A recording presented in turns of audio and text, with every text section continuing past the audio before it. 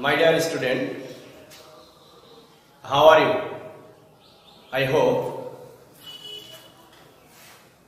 you are well in your home. I am fine also by grace of Allah. At first take my salam, assalamu alaikum. Dear students, you know, in this situation, our Honorable Prime Minister Sheikh Hasina has ordered to arrange online class in every school and college in our country. In this situation, we have arranged your online class. Let's go start our class. My dear students, your topics is voice.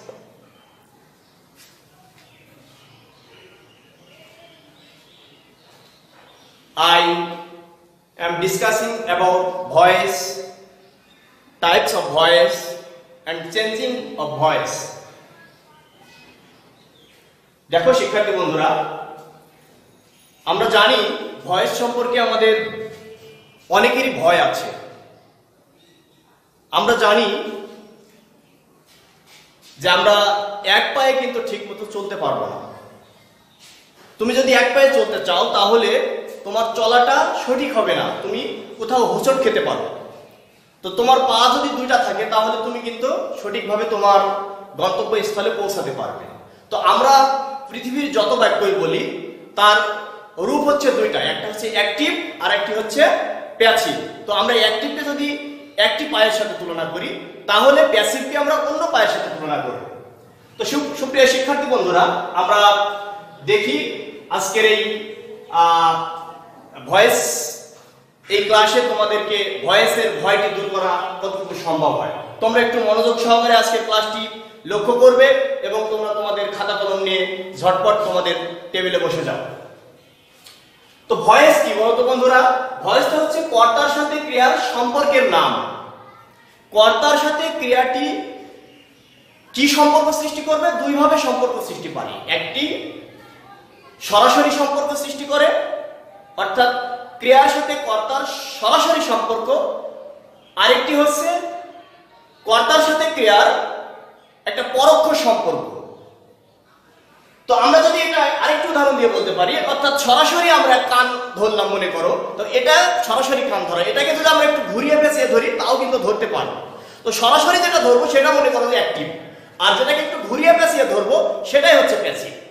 তো দেখো, আমরা জানি যে voice কয় প্রকার, types of voice, classification of voice. আমরা জানি যে ভয়েস দুই প্রকার, একটি হচ্ছে অ্যাক্টিভ ভয়েস আর একটি হচ্ছে প্যাসিভ ভয়েস। তো অ্যাক্টিভ ভয়েসটি কি? দেখো, অ্যাক্টিভ হচ্ছে সাবজেক্ট প্লাস ভার্বের প্রত্যক্ষ সম্পর্ক যেখানে বিদ্যমান থাকে সেটাই হচ্ছে অ্যাক্টিভ ভয়েস। অর্থাৎ সাবজেক্ট সরাসরি যেই কাজটি সম্পূর্ণ করে সেখানে সাবজেক্ট উচ্চ থাকে না, এই জাতীয় সেন্টেন্সটিকে আমরা অ্যাক্টিভ সেন্টেন্স বা অ্যাক্টিভ ভয়েস আমরা বলতে পারি। পক্ষান্তরে আমরা যখন সাবজেক্ট এবং ভার্বের পরোক্ষ সম্পর্ক যখন কোনো সেন্টেন্সের ভিতরে বিদ্যমান থাকে তখন সেটাকে আমরা বলবো প্যাসিভ ভয়েস। দেখো, এখানে উদাহরণ হিসেবে আমি দিয়েছি যে he plays cricket, say cricket খেলে। দেখো তো, কে খেলে?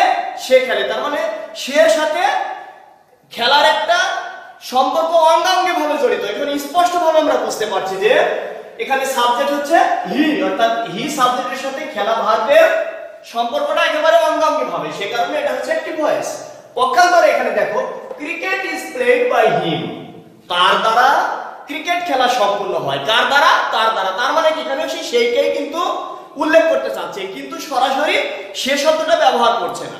তার মানে ওই যে উদাহরণের আলোকে আমরা যাই, কান সরাসরি না ধরে আমরা একটু ঘুরিয়ে পেঁচিয়ে ধরলাম। আশা করি বন্ধুরা বুঝতে পেরেছো। এবার আসো, তোমরা ইন্টারেস্টিং একটি ব্যাপার আমরা আজকে আলোচনা করব, সেটা হচ্ছে যে ভয়েস চেঞ্জের নিয়ম আমরা অনেকেই জানি, কিন্তু ভয়েস চেঞ্জটা আমরা করি, আমরা যেহেতু বাঙালি হিসেবে, বাংলাদেশী হিসেবে আমাদের ভয়েস চেঞ্জটা করতে হবে বাংলার সাথে সম্পর্ক রেখে। তো ভয়েস চেঞ্জ যখন আমরা করবো অ্যাক্টিভ থেকে প্যাসিভ, তখন আমাদের বাংলার ক্রিয়াপদের কিছু পরিবর্তন আমরা লক্ষ্য করি। সেই ক্রিয়াপদটা আমি দেখো তোমাদেরকে টেন্স আকারে বিস্তারিত আমি এখানে লিখে দিয়েছি, তোমরা একটু খেয়াল করো। দেখো আমরা যদি একটি ভার্ব, নির্দিষ্ট একটা ভার্ব তুমি নাও, যে করা ভার্ব অর্থাৎ ডু ভার্ব, এই ভার্বটিকে যদি তুমি 9টি টেন্সের আলোকে যদি তুমি এটা রূপের পরিবর্তন করো, তাহলে কি দাঁড়াবে? দেখো প্রেজেন্ট ইনডিফিনিট টেন্স। আমরা জানি প্রেজেন্ট ইনডিফিনিট টেন্সে কি ওয়া, অন্তস্থ, হর্ষাই এগুলো যুক্ত থাকে টেন্সের ক্ষেত্রে। তো এখানে প্যাসিভ ভয়েসে করা হয়, দেখো অন্তস্থ কিন্তু আসে লাস্টে। এবার দেখো পাস্ট ইনডিফিনিট টেন্সে আমরা জানি যে পাস্ট ইনডিফিনিট টেন্সে ল, লে, লাম, ত, তে, তাম এগুলো কিন্তু পাস্ট ইনডিফিনিট টেন্সের ক্ষেত্রে অ্যাক্টিভ ভয়েসে থাকে। অ্যাক্টিভ স্ট্রাকচারে যখন কোনো বাক্য আমরা তৈরি করব, তখন বাংলা বাক্যের ক্রিয়া শেষে কি থাকে? ল, লে, লাম, ত, তে, তাম। তাহলে এখানেও দেখো আমরা ল ঠিক রেখেছি, কিন্তু হয় ভার্বের রূপের পরিবর্তন ঘটবে। কিভাবে? পাস্ট ইনডিফিনিট টেন্সের ক্ষেত্রে দেখো করা হলো। তাহলে দেখো বন্ধুরা, পাস্ট ইনডিফিনিটের কারণে ল কিন্তু ঠিকই আছে, কিন্তু হয় ভার্বের দেখো পরিবর্তন ঘটেছে। উপরে দেখো হয় আছে, কিন্তু পাস্ট যখন হয়েছে তখন ল চলে এসেছে। অনুরূপভাবে ফিউচার ইনডিফিনিট টেন্সে আমরা চিনিবার উপায়ে জানি যে ব, বে, বা, বে, বেন ইত্যাদি যুক্ত থাকে। তো এখানেও দেখো ব, বা, বে, বে, বেন যে কোনো একটি থাকবে, তবে হয় ভার্বের ক্রিয়ার পরিবর্তন ঘটেছে, অর্থাৎ করা হবে। আমরা যদি অ্যাক্টিভে যদি আমরা বলতে চাই, তাহলে আমরা বলবো যে আমি ভাত খাবো। তাহলে এটাকে যদি আমরা প্যাসিভ করি, আমার দ্বারা ভাত খাওয়া হবে, তাহলে দেখো হবে ভার্বের অর্থাৎ হয় ক্রিয়ার পরিবর্তন কিন্তু এখানে সাধিত হয়েছে। সুপ্রিয় শিক্ষার্থী বন্ধুরা, অনুরূপভাবে আমরা যদি প্রেজেন্ট কন্টিনিউয়াস টেন্সে যাই, প্রেজেন্ট কন্টিনিউয়াস টেন্সেও দেখো লক্ষ্য করো হচ্ছে, করা হচ্ছে। পাস্ট কন্টিনিউয়াস টেন্সে করা হচ্ছিল। দেখো প্রত্যেকটা ক্ষেত্রে কিন্তু হয় ভার্বের পরিবর্তন সাধিত হয়েছে। ঠিক অনুরূপভাবে ফিউচার কন্টিনিউয়াস টেন্সে করা হতে থাকবে। তাহলে আমরা অনুরূপভাবে আমরা যদি প্রেজেন্ট পারফেক্ট টেন্সে যাই, প্রেজেন্ট পারফেক্ট টেন্সে আমরা কি শিখেছি? যে বাংলা বাক্যের ক্রিয়া শেষে আসি, আসো, আসে, আসেন ইত্যাদি যুক্ত থাকে। তার মানে কি? তাহলে ওইটার সাথে আমরা যদি প্যাসিভ ভয়েস করতে চাই, তাহলে দেখবে যে করা হয়েছে, অর্থাৎ ওই যে আসি, আসো, আসে, আসেন ইত্যাদির সাথেই সম্পৃক্ত হচ্ছে হয় ভার্বের রূপের পরিবর্তন। তাহলে করা হয়েছে। ঠিক অনুরূপভাবে পাস্ট পারফেক্ট টেন্সে করা হয়েছিল। এটা সাধু চরিত্রের অবস্থা ভেদে ভার্বের পরিবর্তন সাধিত হতে পারে। সাধুর ক্ষেত্রে একরকম, চরিত্রের ক্ষেত্রে অন্যরকম। আমি এখানে যেগুলো দিয়েছি সবগুলোই সাধুর সাথে সম্পর্ক রেখে, চরিত্রের সাথে সম্পর্ক রেখে তোমাদেরকে এগুলো দেওয়া হয়েছে। এরপর দেখো ফিউচার পারফেক্ট টেন্সে কি করা হয়ে থাকবে। তাহলে সুপ্রিয় শিক্ষার্থী বন্ধুরা, দেখতে পাচ্ছ যে আমরা বাংলা ভার্বের সাথে ভার্বের যে রূপের পরিবর্তন অ্যাক্টিভ থেকে প্যাসিভ করতে গেলে যে সকল রূপের পরিবর্তনগুলো হয়, সেগুলো আমরা বিস্তারিত এখানে দিয়েছি। তোমরা এগুলো নোট করে নেবে, এগুলো তোমরা প্র্যাকটিস করবে, এবং প্রত্যেকটি বাক্যকে বাংলা থেকে ইংরেজি যখন তোমরা করবে, তখন বিশেষ করে বাংলা বাক্যের অ্যাক্টিভ থেকে প্যাসিভ যখন বাংলা করবে, তখন দেখবে যে এই ধরনের পরিবর্তন সেখানে তোমরা লক্ষ্য করে থাকবে। এবার দেখো আমরা ভয়েস চেঞ্জ করি, কিন্তু ভয়েস চেঞ্জের ক্ষেত্রে আমাদের অ্যাক্টিভ থেকে প্যাসিভ করতে হলে বেশ কিছু বিষয়ের দিকে খেয়াল রাখতে হবে। তো যে সকল বিষয়ের দিকে খেয়াল রাখতে হবে সেটা হচ্ছে যে প্রথমেই আমরা আমাদের পরীক্ষায় সাধারণত আসে অ্যাক্টিভ থেকে প্যাসিভ। যে বাক্যটি দেওয়া থাকে সেই বাক্যটি অ্যাক্টিভ থাকে, পাশে লিখে দেয় প্যাসিভ, মানে ওটাকে প্যাসিভে পরিবর্তন করতে হবে। আবার অনেক সময় প্যাসিভ বাক্য থাকে, সেটাকে অ্যাক্টিভে পরিবর্তন করতে হবে, সেটাও আমরা ধারাবাহিকভাবে আলোচনা করবো ইনশাআল্লাহ। তো দেখো তাহলে ভয়েস চেঞ্জের ক্ষেত্রে যে বিষয়গুলো লক্ষ্য রাখবে, কোন কোন বিষয় লক্ষ্য রাখতে হবে? অ্যাক্টিভ ভয়েস এর অবজেক্টিভ খুব ভালোভাবে বুঝবে। অবজেক্টের অবস্থান সাধারণত ভার্বের পরে, তার মানে অ্যাক্টিভ ভয়েসের অবজেক্টিভ প্যাসিভ ভয়েসের সাবজেক্ট হবে। 1 নম্বর পয়েন্ট, খুব মনোযোগ সহকারে দেখো। অ্যাক্টিভ ভয়েসের অবজেক্টিভ, প্যাসিভ ভয়েসের কি হবে? সাবজেক্ট হবে। এরপরে 2 নম্বর আছে টেন্স। এই যে 9টি টেন্স এখানে আছে, এই 9টি টেন্সের আলোকে টেন্স, নাম্বার এবং পার্সন অনুসারে সাহায্যকারী ভাগ বলবে।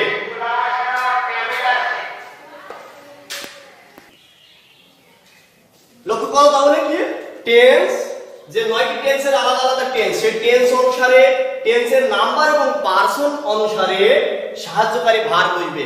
সেই কখনো am is are বসবে, কখনো was are বসবে, সেটা আমরা দেখাবো।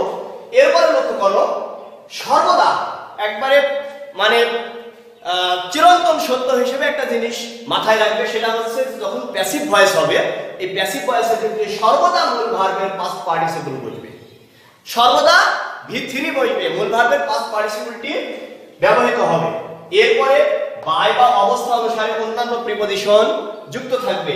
এবং ফাইনালি আরেকটা বিষয় আমাদের খেয়াল করতে হবে যে অ্যাক্টিভ ভয়েসের সাবজেক্টটি, অ্যাক্টিভ ভয়েসের যে সাবজেক্ট সেটি প্যাসিভ ভয়েসের অবজেক্ট হিসেবে বসবে। তাহলে তোমরা এই 5টি পয়েন্ট যদি ভয়েস চেঞ্জের ক্ষেত্রে খেয়াল করো, তাহলে আশা করা যায় তোমাদের ভয়েস চেঞ্জ করতে কোনো সমস্যা হবে না। তো দেখো বন্ধুরা, আমরা সাবজেক্টকে অবজেক্ট, অবজেক্টকে সাবজেক্ট করতে হবে, এটা না হয় বুঝলাম, কিন্তু এর পরিবর্তনটা কিভাবে হবে আমরা তারই একটি লিস্ট তোমাদেরকে দিয়েছি। অর্থাৎ সাবজেক্টে যদি আই থাকে সেটা অবজেক্টে চলে গেলে মি হবে, তারপরে উই থাকলে আস হবে, ইউ থাকলে ইউ হবে, ইউ থাকলে ইউ হবে, হি থাকলে হিম হবে, সে থাকলে হার হবে এবং দে থাকলে দেম হবে। অর্থাৎ সাবজেক্টিভ ফর্মে যদি এগুলো থাকে তাহলে এই প্রোনাউনগুলো যখন অবজেক্টিভ ফর্মে যাবে তখন কিন্তু আর আই সরাসরি তাই আই হয়ে যাবে না, তার অবজেক্টিভ ফর্ম হিসেবে মি বসবে। অনুরূপভাবে ইউ এর ক্ষেত্রে আজ বসবে, ইউ এর ক্ষেত্রে ইউ বসবে, হি এর ক্ষেত্রে হিম বসবে, সে এর ক্ষেত্রে হার বসবে এবং দে এর ক্ষেত্রে দেম বসবে। এবার লক্ষ্য করো, অ্যাক্টিভ ভয়েস থেকে প্যাসিভ ভয়েস করতে টেন্স অনুসারে সাহায্যকারী ভার্বের কি কি পরিবর্তন ঘটে এটা একটু খেয়াল করো। আমরা জানি যে সাধারণত 9টি টেন্সের আলোকে আমরা ভয়েস চেঞ্জ করে থাকি। তো সেক্ষেত্রে প্রেজেন্ট ইনডিফিনিট টেন্সের ক্ষেত্রে সাহায্যকারী ভার্ব হিসেবে বসবে am is are। Past indefinite টেন্সের ক্ষেত্রে সাহায্যকারী ভার্ব হিসেবে বসবে was were। আমরা প্রথমেই বলেছি যে টেন্স অনুসারে অ্যাক্টিভ থেকে প্যাসিভ করতে হলে অবশ্যই সাহায্যকারী ভার্বের পরিবর্তন সাধিত হবে, আর অন্যান্য ক্ষেত্রে আর কোনো পরিবর্তন হবে না। অন্য যে 4টি রুলস আমরা রেখে দিয়েছি ঠিক অনুরূপভাবেই থাকবে, শুধু সাহায্যকারী ভার্বের পরিবর্তন ঘটবে টেন্স অনুসারে ভয়েস চেঞ্জ করতে গেলে।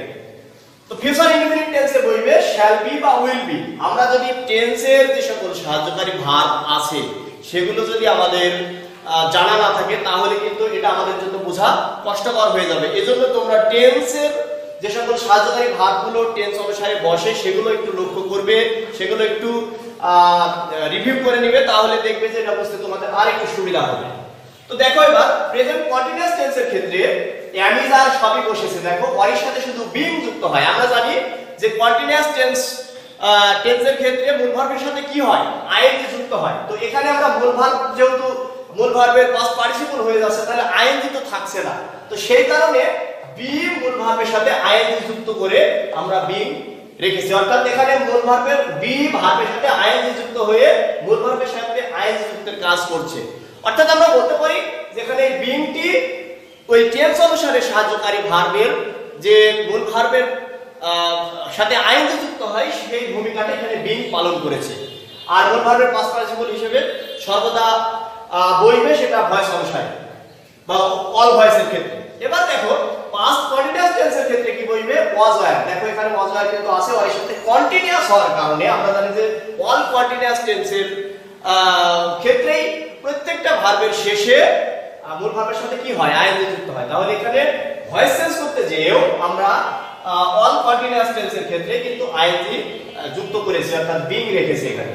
তাহলে ফিউচার কন্টিনিউয়াস টেন্সের ক্ষেত্রে কি ব্যবহার করব, shall be বা will be প্লাস being। এবার দেখো প্রেজেন্ট পারফেক্ট টেন্সের ক্ষেত্রে সাহায্যকারী ভার্ব কি বসে, have has। তারপরে কি হয় মূল ভার্বের পাস্ট পার্টিসিপল। তো দেখো এখানেও have has বসেছে, তারপরে এই being এর পাস্ট পার্টিসিপল কি been, তাহলে been বসেছে। আর অলওয়েজ সর্বদা মূল ভার্বের পাস্ট পার্টিসিপল ওটা অটো থাকবে প্রত্যেকটা টেন্সের ক্ষেত্রেই।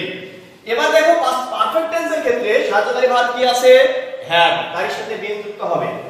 এরপরে ফিউচার পারফেক্ট টেন্সের ক্ষেত্রে shall have বা will have প্লাস been যুক্ত হবে। তো সুপ্রিয় শিক্ষার্থী বন্ধুরা, দেখো আমি একটি উদাহরণের মাধ্যমে তোমাদের 9টি টেন্সেরই প্যাসিভ ভয়েস করে আমি দেখাইছি। সেই সেন্টেন্সটি হচ্ছে অর্থাৎ অ্যাক্টিভ সেন্টেন্সটি হচ্ছে হি প্লেস ক্রিকেট। এটাকে যদি আমরা প্যাসিভ করতে চাই তাহলে ভয়েস টেন্সের যে রুলস সেই রুলস অনুসারে তোমরা রুলসগুলো একটু দেখে নিবে।